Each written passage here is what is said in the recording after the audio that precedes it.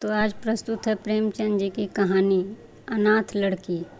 दोस्तों, अगर ये कहानी आपको पसंद आती हो तो please like and subscribe my channel. सेठ पुरुषोत्तम पूना की सरस्वती पाठशाला का मुआयना करने के बाद बाहर निकले तो एक लड़की ने दौड़कर उनका दामन पकड़ लिया। सेठ जी रुक गए और मोहब्बत से उसकी तरफ देखकर पूछा, क्या नाम है? लड़की ने जवाब दिया, रोहिणी। सेठ जी ने उसे गोद में उठा लिया और बोले, तुम्हें कुछ इनाम मिला? लड़की ने उनकी तरफ बच्चों जैसी गंभीरता से देखकर कहा, तुम चले जाते हो, मुझे रोना आता है, मुझे भी साथ लेते चलो। सेठ जी ने हंसकर कहा, मुझे बड़ी दूर जाना है, तुम कैसे चलोगी? रोहिणी प्यार से उनकी गर्दन में हाथ डाल दी और बोली, जहाँ तुम जाओगे वहाँ मैं भी चलूँगी, मैं तुम्हारी बेटी हूँगी ना। मदरसे के अफसर ने आगे बढ़कर कहा, इसका बाप साल भर हुआ नहीं रहा, माँ कपड़े सीती है, बड़ी मुश्किल से इसकी गुजर होती है। सेठ जी के स्वभाव में करुणा बहुत थी। यह सुनकर उनकी आंखें भर आईं। उस भोली प्रार्थना में वह दर्द था जो पत्थर से दिल को पिघला सकता है। बेकसी और यतीमी को इससे ज़्यादा दर्दनाक ढंग से जाहिर करना नामुमकिन था। उन्होंने सोचा, इस नन्हे से दिल में न जाने क्या अरमान होंगे और लड़कियां अपने खिलौने दिखाकर कहती होंगी, यह मेरे बाप ने दिया है। वह अपने बाप के साथ मदरसे से आती होगी, उसके साथ मेलों में जाती होगी और उनकी दिलचस्पियों का जिक्र करती होगी। यह सब बातें सुन सुनकर इस भोली लड़की को भी ख्वाहिश होती होगी कि मेरे बाप होता। माँ की मोहब्बत में गहराई और आत्मिकता होती है जिससे बच्चे समझ नहीं सकते। बाप की मोहब्बत में खुशी और चाव होता है जिसे बच्चे खूब समझते हैं। सेठ जी ने रोहिणी को प्यार से गले लगा लिया और बोले, अच्छा, मैं तुम्हें अपनी बेटी बनाऊंगा, लेकिन खूब जी लगाकर पढ़ना। अब छुट्टी का वक्त आ गया, मेरे साथ आओ, मैं तुम्हें घर पहुंचा दूं। यह कहकर उन्होंने रोहिणी को अपनी बड़ी मोटर कार में बैठा लिया। रोहिणी ने बड़े इत्मीनान से और बड़े गर्व से अपनी सहेलियों की तरफ देखा। उसकी बड़ी बड़ी आंखें खुशी से चमक रही थी और चेहरा चांदनी की तरह खिला हुआ था। सेठ जी ने रोहिणी को बाजार की खूब सैर कराई और कुछ उसकी पसंद से तो कुछ अपनी पसंद से बहुत सारी चीज़ें खरीदी। यहाँ तक कि रोहिणी बातें करते करते कुछ थक सी गई और खामोश हो गई। उसने इतनी चीज़ें देखी और इतनी बातें सुनी कि उसका जी भर गया। शाम होते होते रोहिणी के घर पहुँचे और मोटर कार से उतरकर रोहिणी को अब कुछ आराम मिला। दरवाज़ा बंद था। उसकी माँ किसी ग्राहक के कपड़े देने गई थी।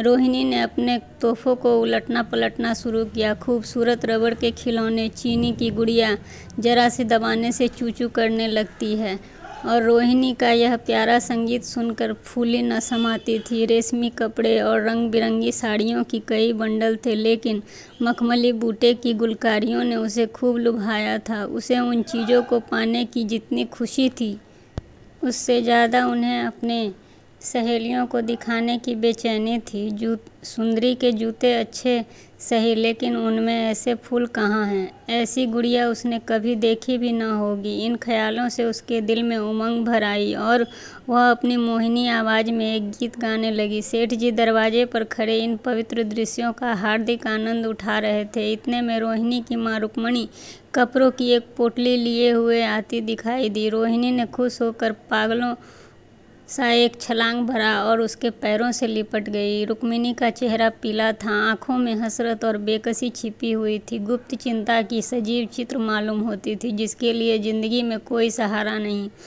मगर रोहिणी को जब उसने गोद में उठाकर प्यार से चूमा तो जरा देर के लिए उसकी आंखों में उम्मीद और जिंदगी की झलक दिखाई दी। मुरझाया हुआ फूल खिल गया। बोली, आज तू इतनी देर तक कहाँ रही? मैं तुझे ढूंढने पाठशाला में गई थी। रोहिणी ने हुमक्कर कहा, मैं मोटर कार पर बैठकर बाजार गई थी, वहाँ से बहुत अच्छी अच्छी चीज़ें लाई हूँ। वह देखो, वहाँ कौन खड़ा है? माँ ने सेठ जी की तरफ ताका और लजाकर सिर झुका लिया। बरामदे में पहुँचते ही रोहिणी की माँ की गोद से उतरकर सेठ जी के पास आ गई और अपनी माँ को यकीन दिलाने के लिए बड़े ही भोलेपन से बोली, क्यों, तुम मेरे बाप हो ना? सेठ जी ने उसे प्यार करके कहा, हाँ, तुम मेरी प्यारी बेटी हो। रोहिणी ने उनसे मुंह की तरफ याचना भरी आंखों से देखा और कहा, अब तुम रोज यहीं रहा करोगे। सेठ जी ने उसके बाल सुलझाकर जवाब दिया, मैं यहाँ रहूँगा तो मेरा काम कौन करेगा। मैं कभी कभी तुम्हें यहाँ देखने आया करूँगा, लेकिन वहाँ से तुम्हारे लिए अच्छी अच्छी चीज़ें भेजा करूँगा। रोहिणी कुछ उदास सी हो गई। इतने में उसकी माँ ने मकान का दरवाज़ा खोला और बड़ी फुर्ती से मैले बिछावन और फटे हुए कपड़े समेट कर कोने में डाल दिया कि कहीं सेठ जी की निगाह उन पर न पड़ जाए। यह स्वाभिमानी स्त्रियों की अपनी खास चीज़ होती है। रुक्मिणी अभी सोच में पड़ गई थी कि मैं इनकी खातिर तवज्जो क्या करूं। उसने सेठ जी का नाम सुना था। उसका पति हमेशा उसकी बड़ाई किया करता था। वह उनकी दया और उदारता की चर्चाएं अनेकों बार सुन चुकी थी। वह उन्हें अपने मन का देवता समझा करती थी। उसे क्या उम्मीद थी कि कभी उसका घर भी कदमों से रोशन होगा, लेकिन आज वह शुभ दिन संयोग से आया तो वह इस काबिल भी न थी कि उन्हें बैठने के लिए एक मोढ़ा भी दे सके। घर में पानी और इलायची भी नहीं। वह अपने आंसुओं को किसी तरह रोक न सकी। आखिरकार जब अंधेरा हो गया और पास के ठाकुरद्वारे से घंटे और नगाड़ों की आवाज़ें आने लगी तो उन्होंने जरा ऊंची आवाज़ में कहा, बाई जी, अब मैं जाता हूँ। मुझे अभी यहाँ बहुत काम करना है। मेरी रोहिणी को कोई तकलीफ न हो। जब मौका मिल जाएगा मैं उसे देखने आया करूँगा। उसके पालने पोसने का काम अब मेरा है और मैं उसे बहुत खुशी से पूरा करूँगा। उसके लिए अब तुम कोई फिक्र मत किया करो। मैंने उसका वजीफ़ा बांध दिया है और यहाँ उसकी पहली किस्त है। यह कहकर उन्होंने अपना खूबसूरत बटुआ निकाल कर रुक्मिणी के सामने रख दिया। गरीब औरत की आंखों में आंसू जारी थे। उसका जी बरबस चाहता था कि उनके पैरों को पकड़कर खूब रोए। आज बहुत दिनों के बाद एक सच्चे हमदर्द की आवाज़ उसके मन में आई है। जब सेठ जी चले गए तो उनके दोनों हाथों से प्रणाम किया। उसके हृदय की गहराइयों से प्रार्थना निकली, आपने एक बेबस पर दया की है, ईश्वर आपको इसका बदला दे। दूसरे दिन रोहिणी पाठशाला गई तो उसकी बाकी सजी धजी आंखों में खूब जाती थी। उसकी सहेलियां उसकी एक एक चीज़ को आश्चर्य से देखती और ललचाती थी। अच्छे कपड़ों से कुछ स्वाभिमान का अनुभव होता है। आज रोहिणी वह गरीब लड़की न रही जो दूसरों की तरफ विवश नेत्रों से देखा करती थी। आज उसकी एक एक क्रिया से सैसवोचित गर्व और चंचलता टपकती थी और उसकी जबान एक दम के लिए भी न रुकती थी। कभी मोटर की तेजी का जिक्र था तो कभी बाजार की दिलचस्पियों का बयान, कभी अपनी गुड़िया के कुशल मंगल की चर्चा और कभी अपने बाप की मोहब्बत की दास्तान।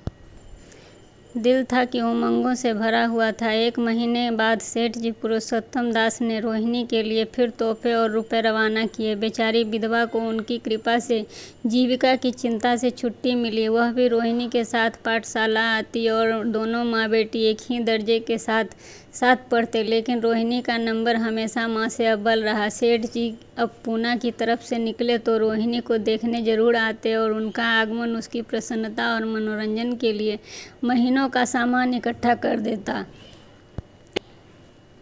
इसी तरह कई साल गुजर गए और रोहिणी ने जवानी के सुहाने हरे भरे मैदान में पैर रखा, जबकि बचपन की भोली भाली अदाओं में एक खास मतलब और इरादों का दखल हो जाता है। रोहिणी अब आंतरिक और बाह्य सौंदर्य में अपनी पाठशाला की नाक बन चुकी थी। हाव भाव में आकर्षण, गंभीरता, बातों में गीत सा खिंचाव और गीत सा आत्मिक रस था। कपड़ों में रंगीन सादगी, आंखों में लाज संकोच, विचारों में पवित्रता। जवानी थी मगर घमंड और बनावट चंचलता से मुक्त। उनमें एकाग्रता थी, ऊंचे इरादों से पैदा होती थी।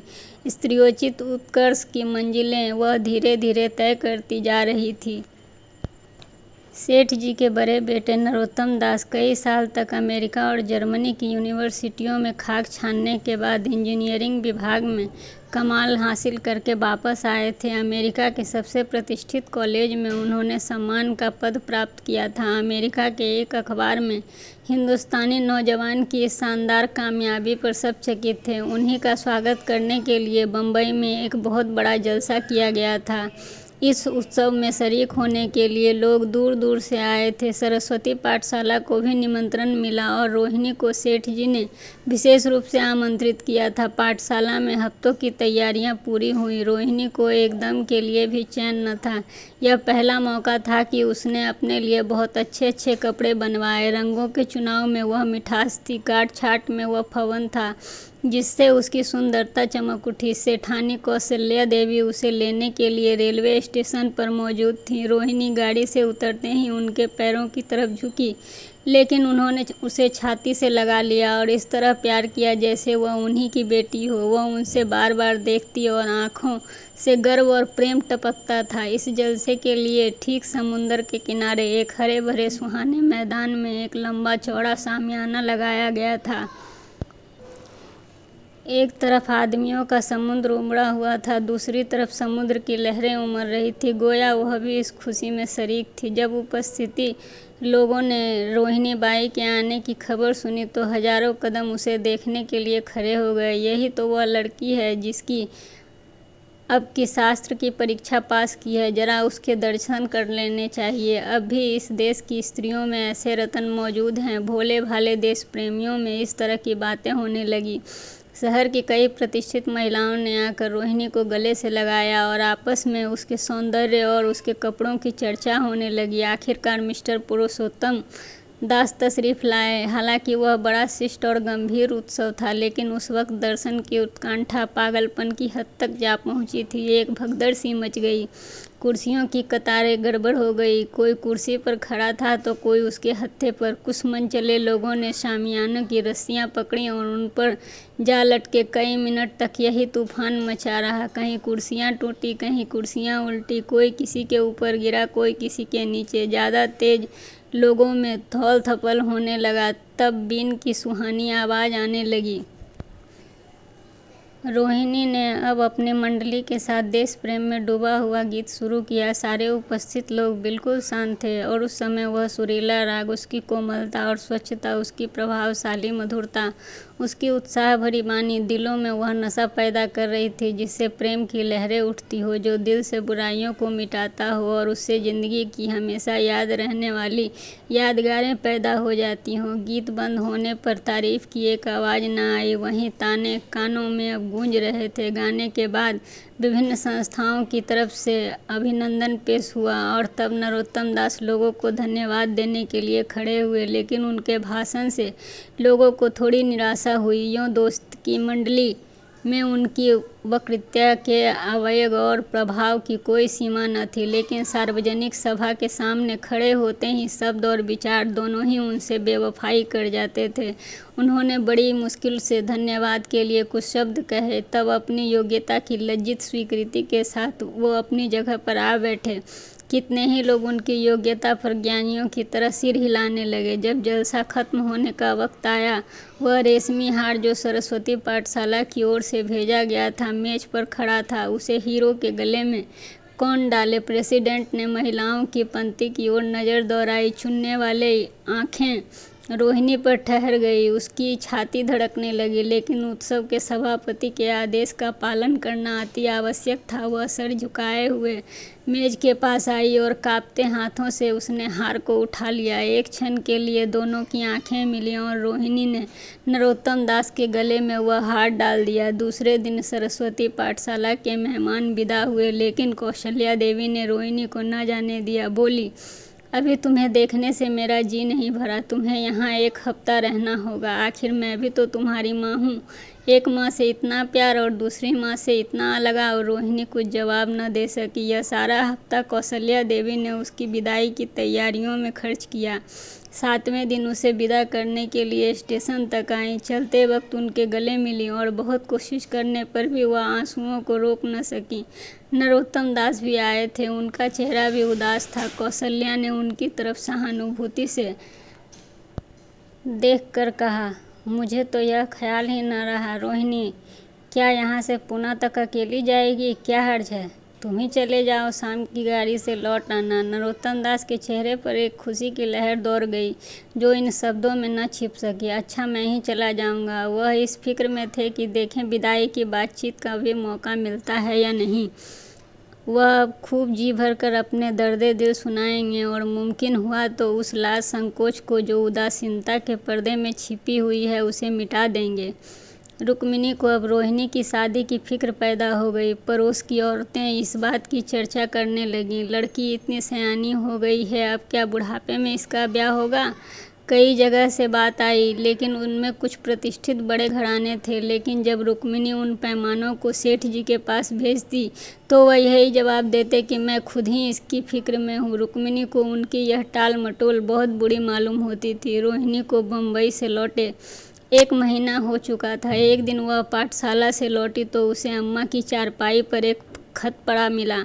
रोहिणी पढ़ने लगी। लिखा था, बहन, जब से मैंने तुम्हारी लड़की को बम्बई में देखा है, मैं उस पर रीझ गई हूँ। अब उसके बगैर मुझे चैन नहीं। क्या मेरा ऐसा भाग्य होगा कि वह मेरी बहू बन सके? मैं गरीब हूँ, लेकिन मैं सेठ जी को राजी कर लूँगी। तुम भी मेरी यह विनती कबूल कर लो। मैं तुम्हारी लड़की को चाहे फूल के सेज पर न सुला सकूं, लेकिन इस घर का एक एक आदमी उसे अपनी आंखों की पुतलियां बनाकर रखेगा। अब रहा लड़का, माँ के मुंह से लड़के का बखान कुछ अच्छा मालूम नहीं होता, लेकिन यह कह सकती हूँ कि परमात्मा ने यह जोड़ी अपने ही हाथों से बनाई है। सूरत में, स्वभाव में, विद्या में, हर दृष्टि में वह रोहिणी की योग्य है। तुम जैसे चाहो अपना इत्मीनान कर सकती हो। जवाब जल्द देना। और ज़्यादा क्या लिखूं? नीचे थोड़े से शब्दों में सेठ जी ने उसके पैगाम की सिफारिश की थी।